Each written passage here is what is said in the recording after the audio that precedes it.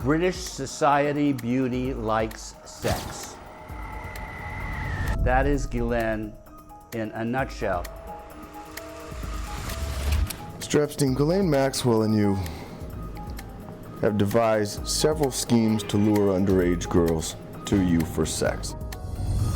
Maxwell ensured there was a steady stream of teenage girls, of young girls, for Epstein to abuse at will, on demand. It was a grooming period, before he started doing the whole massage thing, which also kind of just also gradually went there of like, I want to show you my favorite room in the house, which happened to be the massage parlor room. And then from there it became like, you are so beautiful, and, I kind of need to see your body to see if I could get you into theater and introduce you to the right producers and right modeling agencies and all that stuff. So I felt like I owed him almost, and again, I was afraid of this person because I knew he was very powerful.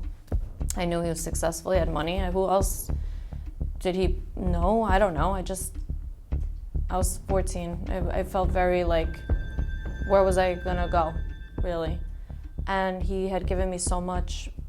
I felt like love at the time, fatherly kind of love, a mentor kind of love, that I felt like I had to, in a sense, like I owed him something.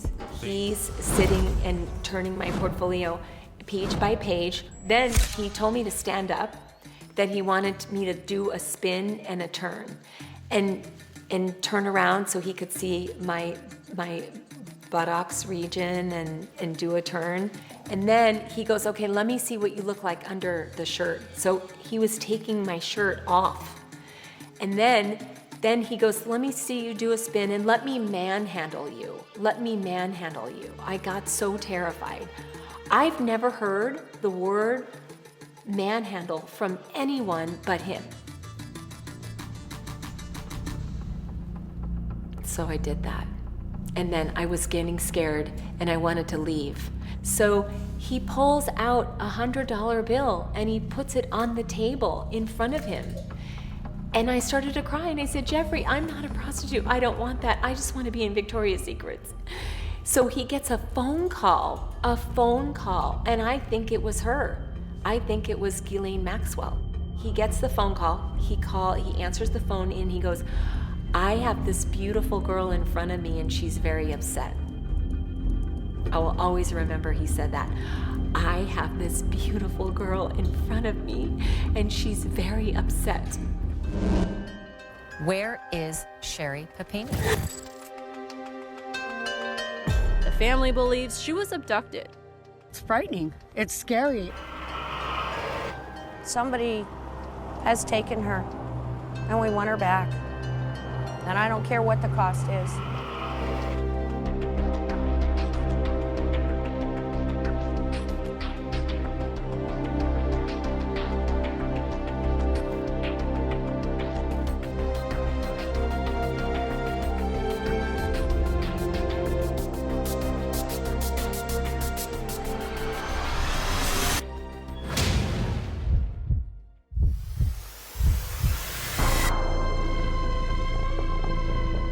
I was the mayor in 2012 and 2016 of the town of Redding, California. They came over about 2 weeks after they came back, and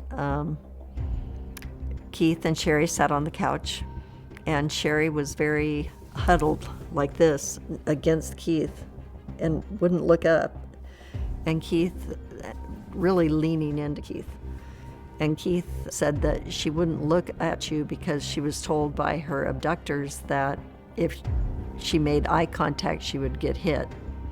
So she said she was afraid to look at people.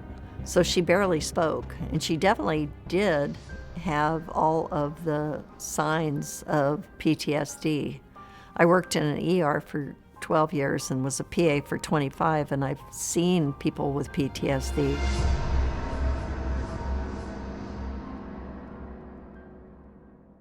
I've swallowed the story hook, line, and sinker. On the Golden Coast of Georgia sits a historic city by the sea, a place called Brunswick in Glenn County. About 16,000 people live there. Few would know it by name until another name made headlines, Ahmaud Arbery. Tonight, pain, finding peace in progress in small-town America.